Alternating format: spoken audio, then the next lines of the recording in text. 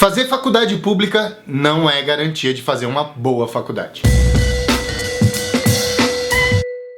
Há cerca de um ano eu gravei um vídeo onde eu falava que eu fiz uma faculdade bosta e ninguém me avisou. No vídeo eu discutia como é problemático o fato de que muitas vezes as universidades particulares acabam te fazendo passar porque eles querem meio que vender o diploma e você, se não prestar atenção, pode acabar comprometendo a sua carreira, a sua chance de fazer um bom curso, de ter uma carreira interessante, em função de acreditar que a faculdade está lá para te, forçar a barra e etc. E o vídeo conseguiu provocar muita coisa interessante e eu resolvi gravar esse aqui para complementar um pouco, porque, por outro lado, fazer uma faculdade que seja federal ou estadual não garante que você necessariamente vai ter um bom curso. E a gente vai discutir um pouquinho quais são as coisas pelas quais eu acredito nisso.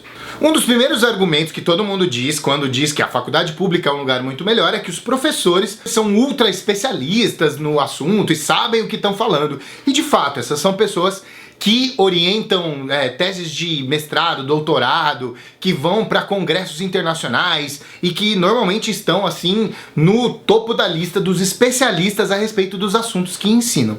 Isso não significa necessariamente que a aula desse cara vai ser legal.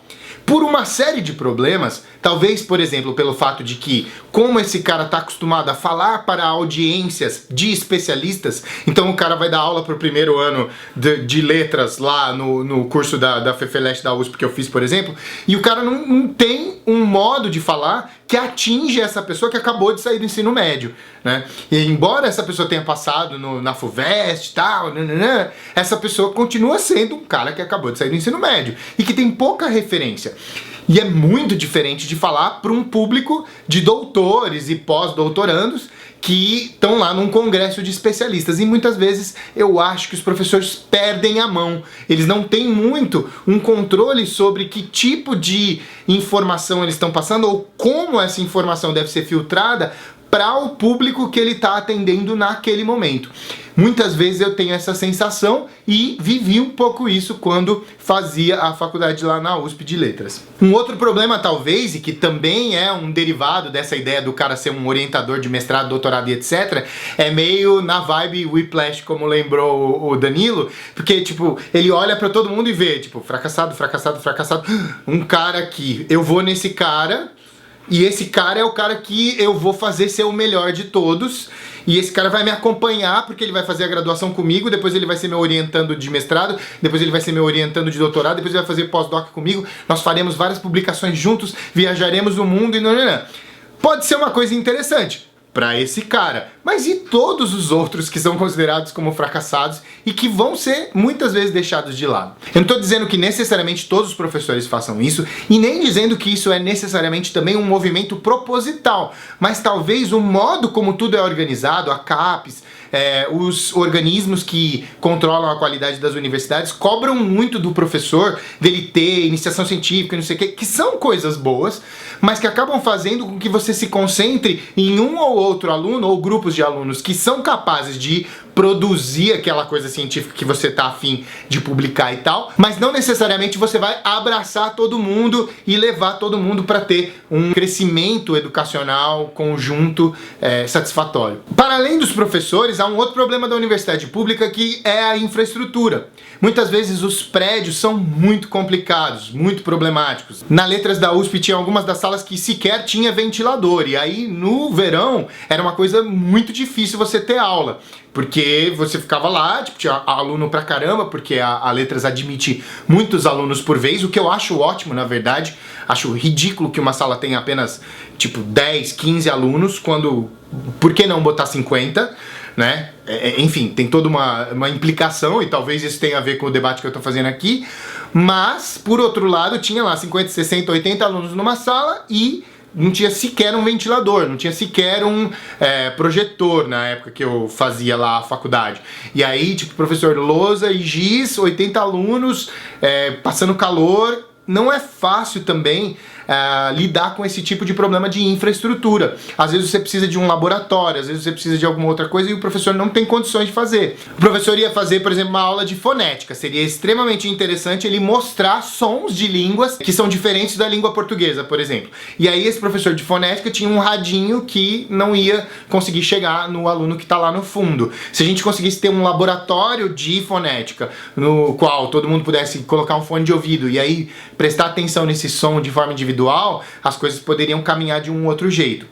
É óbvio que isso também é um problema em universidades particulares, mas no caso da universidade pública tem muitos casos sérios de problema de infraestrutura. Eu estou falando da minha experiência lá na Letras da USP, eu não posso falar de muitos outros lugares pessoalmente, mas eu sei que no Rio de Janeiro, por exemplo, tem faculdade que sequer consegue ter aula, às vezes, por conta de uma série de outras questões de infraestrutura, como o meu amigo Daniel, que faz Ciências Sociais na UERJ, e eles não têm aula há tempos por conta de infraestrutura, e aí há um problema subjacente, ou que tem a ver com isso, e que tenta, por um lado, combater isso, mas que, por outro lado, acaba também comprometendo, que são as greves. Muitas vezes você tem greve de professores, que estão buscando melhor infraestrutura, maior número de professores, salários que permitam que ele se dedique à graduação. Às vezes você tem greve de alunos que querem, sei lá, creche para poder deixar o filho enquanto ele estuda, que quer moradia para poder fazer a faculdade que ele saiu de casa para poder fazer e todas essas coisas que são pautas extremamente justas, mas que acabam atrapalhando o andamento do curso como um todo. No caso da Letras da USP, por exemplo, há um problema muito sério com relação a isso, porque a organização da grade ela é muito bagunçada. E o que acontece é que há certas disciplinas que só acontecem uma vez ao ano. Então, um cara que precise passar em Latim 1, que é uma das disciplinas obrigatórias, e que não conseguiu passar esse ano, e que só falta essa disciplina obrigatória para ele cumprir o curso inteiro, e que de repente ele já está estudando lá há 5 anos, ele vai ter que esperar mais um ano inteiro, um ciclo inteiro se passar, para poder cursar essa disciplina, tentar passar e aí eventualmente terminar o curso. Essa questão da organização lá na Letras tem um problema sério também, porque eu sinto, muita gente tem raiva, por exemplo, da linguística, que era a área que eu fazia e que eu gosto muito, porque as matérias, as disciplinas da linguística são muito difíceis e o pessoal não consegue passar. Eu sinto que falta um pouco de horizontalidade na comunicação com os professores, porque o cara às vezes acaba se confundindo. Tipo, o cara que dá aula de linguística, é óbvio que ele quer que os alunos de linguística sejam profundos na sua interpretação. Mas a pessoa que está fazendo espanhol, ou inglês, ou francês, essa pessoa não precisa debater profundamente esses mesmos assuntos. E talvez pudesse negociar, né, para que o aluno não ficasse, sei lá, preso 5, 6, 7 anos fazendo um curso de letras para poder terminar por causa de uma disciplina que o cara não consegue concluir o curso. No fim, isso acaba nos trazendo a uma questão muito importante, que é como as faculdades públicas acabam sendo uma coisa que é para sair da questão do elitismo, ou seja, só quem tem dinheiro pode cursar uma faculdade, mas isso acaba sendo contraditório, porque no fundo, quem pode fazer uma faculdade como essa é uma pessoa que tem dinheiro. Veja bem, como é que você vai ficar 5, 6, 7 anos, como alguns amigos meus que terminaram a Letras nesse período de tempo, como é que você vai ficar 7 anos para terminar um curso que vai te transformar em professor de português? Veja bem, isso é muito elitista, porque quando você virar professor de português, você vai ganhar muito pouco dinheiro. Se você conseguir aula numa escola super conceituada, ou num cursinho, em alguma coisa assim, ou conseguir passar num concurso bacana, de uma prefeitura bacana, ou do estado que seja interessante, pode ser que você consiga ganhar alguma grana, mas provavelmente esse não é o seu destino. Se você está fazendo uma licenciatura em letras, muito provavelmente você não vai ganhar dinheiro pra caramba.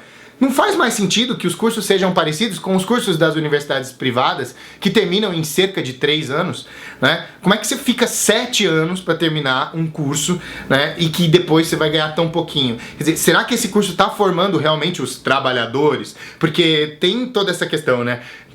Os movimentos vão pleitear essa coisa. Pô, nós trabalhadores estamos aqui e a gente não tem dinheiro para pagar a faculdade, a gente quer... E eu acho super bonito e válido a gente brigar por isso. Mas será que não é um pouco contraditório que ao mesmo tempo a gente tenha cursos que estão organizados de tal forma que o curso seja estendido ad infinitum, e aí você nunca consegue terminar aquela faculdade que no fim das contas vai te levar para uma carreira que nem é a carreira que você vai ganhar super dinheiro.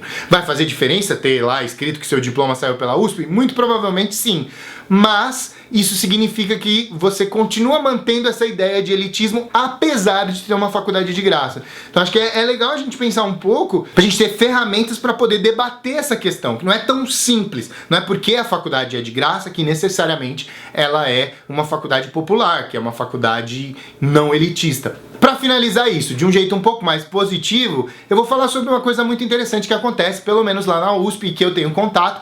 Eu faço parte de um cursinho, o cursinho Florestan Fernandes, que acontece lá na FEFELESH, é o pessoal que organiza, são ex-alunos ou alunos que estão ainda na graduação, acontece lá no prédio de História e Geografia, e o pessoal se organiza para arrumar professor de matemática, professor de português, professor de inglês. Foi assim que eu acabei caindo nessas.